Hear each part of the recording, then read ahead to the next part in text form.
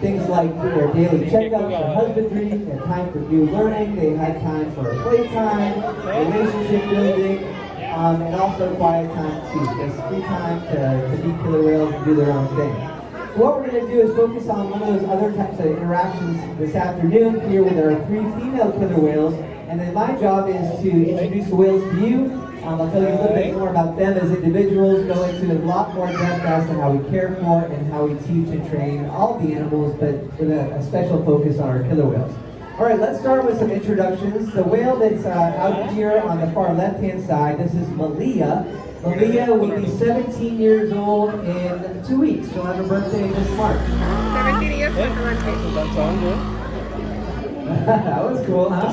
Cool organization from Malia. So she was born right here at SeaWorld Orlando, and she's interacting with Haley this afternoon. Malia is a really fun, energetic, playful whale. She loves learning. She has a really cool personality, and she loves being with us. We say that she is the little mermaid in whale form, because she wants to be where the people are. So she'll follow us around all the time, looking to see what we're doing, very, very curious, inquisitive. So this is Malia. Now Malia is our subdominant whale. In the killer whale world, the girls are in charge. Woo! I know I get one of those ladies. There we go. So the girls are in charge for killer whales. Malia is our subdominant animal, so that she's at the bottom of the hierarchy for our females. We do have 2 male killer whales that live with us here in the adjacent pool. You might see them cruising around over there. They get way bigger than these females.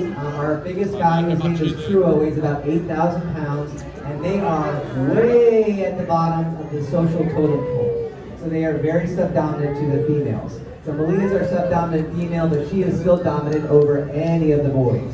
We had Nalani, who joined us over here on the right-hand side. Nalani is 17 years old, and she was also born here at SeaWorld. She's interacting with trainer Nick over here, doing a cool spinning pool behavior. Nalani is kind of second in command for our females. Her mom is the boss, so we'll hopefully get a glimpse of Katina throughout our training session here. So Nalani is also very playful, very curious, very energetic. So you'll be able to see how she and Nick interact with each other, and it's cool to see how they kind of feed off of each other's energy. A lot of really cool reciprocal energy from Nalani and Nick there. Now I can tell Nalani and Malia apart. They're about the same size whale. Malia is a couple hundred pounds larger than Nalani. I think Malia is about 5,500 pounds, Nalani is about 5,300 pounds. Nalani has very distinct eye patches on the side of her face, the white patch. On one of the sides, there are 3 little black streaks in the front of that eye patch. It almost looks like she has eyelashes. That's something unique to Nalani. She has a very distinct dorsal fin. She's got a little notch in the back of it, unique to her. Whereas Malia, who's doing a pectoral flipper wave over at stage, very straight dorsal fin, and her eye patches are a little bit more skinny.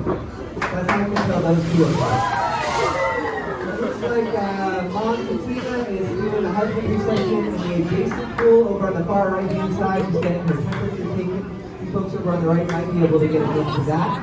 So that's a husbandry behavior. These are all the things that help us to take care of our animals in a proactive way. We teach them to participate in their own checkups. So whether it's opening up their mouth so we can do a dental exam, we clean their teeth twice a day, we collect blood samples minimum once a month, we get it from a vein in the liver, we take their body temperature every day, which is what Katina's doing over there. You name it, we train it, depending on what our veterinarians request. Even things like x-rays, ultrasounds, and these whales have even been taught to pee into a cup. Pretty crazy, huh? So voluntary urine samples, and we do it all through our training program, which is based on first, positive relationships and also positive reinforcement training. So as you see, Nalani and Malia, looks like Katina might make her appearance over here in this pool too.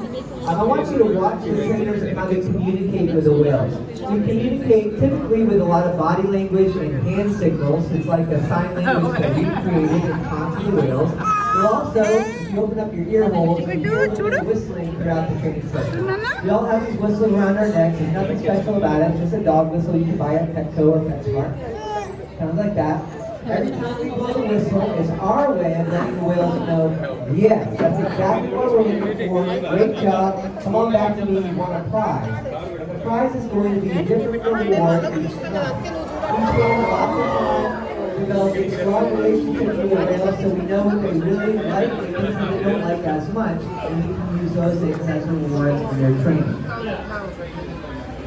All right, I'll let Katina steal the show over here on the right. So she is our matriarch of our pod. We touched on her a second ago, but let me tell you a little bit more about her because she's my favorite animal in the entire world. She's amazing. Katina will be turning 48 years old this year.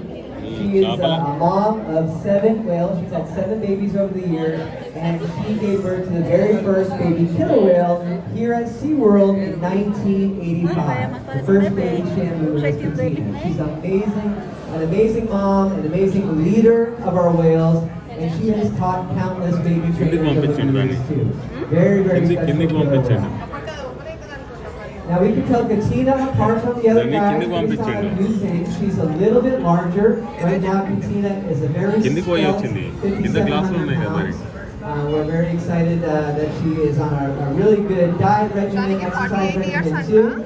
Even at 47 years old. She has a unique white spot on the end of her face, which we call a rostrum. The end of a dolphin's face is called a rostrum. So a white spot at the end of her rostrum and also a white spot on her chin as well. So that's how we can tell her apart at a glance. If you look at her dorsal fin on her back, you might see it here. Compare it to Nilani, who's in the back getting a back rub. So that mother is the one by you guys, closest to you. Katina's the mom, Nilani is her daughter, and they have almost identical dorsal fins. So there seems to be a genetic component to the dorsal fin as well. Very, very playful whale. Katina is one of our highest flyers, one of our most energetic killer whales. Even into her 40s, she jumps the highest, swims the fastest compared to all the other killer whales. Amazing.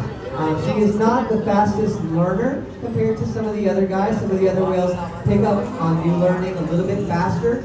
But when Katina gets something, she gets it down good, and she is very, very consistent. So what's really cool about her is that I mentioned she's the top whale, so she's our dominant whale. It's amazing to watch how she communicates with the other whales in her pod, and she can kind of dictate what's going to happen with them. So if she wants the other whales to swim with her, they will. And she's a little bit more at ease with their trainer, and she can focus more on Morgan. But they're very, very social animals. It changes from day to day and hour to hour.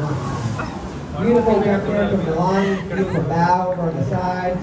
Very, very cool. So this interaction has become kind of a relationship building going on with Malia and Haley in the back getting a nice back rub. Katina's just being darn cute here in the center. Darn cute. And then Milani's getting some exercise as well. So the presentations that we typically do, and we invite you guys to come back in the next month. Hopefully we'll be back to doing Orca kind of presentations at the front. Those are kind of the culmination of all these different things that you're seeing back here. So if we're doing our job right, then every show, every presentation is fun and it's a playtime. They're getting their exercise, they're learning something new or reworking something that they've already learned how to do.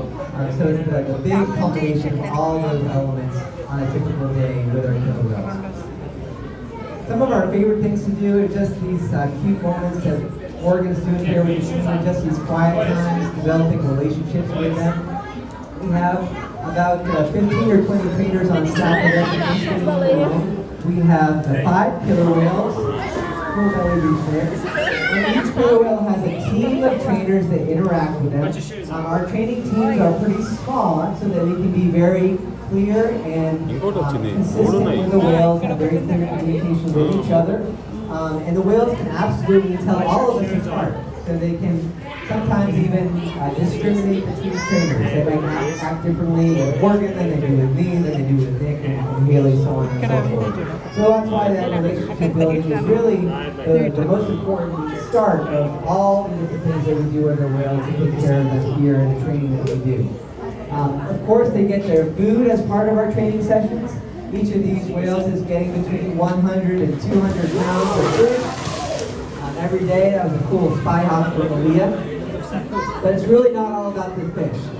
The whales If we're interacting with them, say we have a new person that they don't know as well, you might have a 40-pound bucket of fish. If they don't know you, they will swim away from you, believe me. It's very humbling, and it reminds you who's boss. The killer whales are our boss, and we can't force them to do anything. They have a choice whether they want to interact with us, and we take it as a huge compliment if they do choose to be with us, because they don't have to. They can easily swim off, they'll get their food no matter what they do, but it is the hugest compliment if they do want to be with us and build that relationship too. Looks like our interaction is coming to an end here. We tend to do our last little handful of food at the last time, and the whales are going to be able to swim around the exhibit here.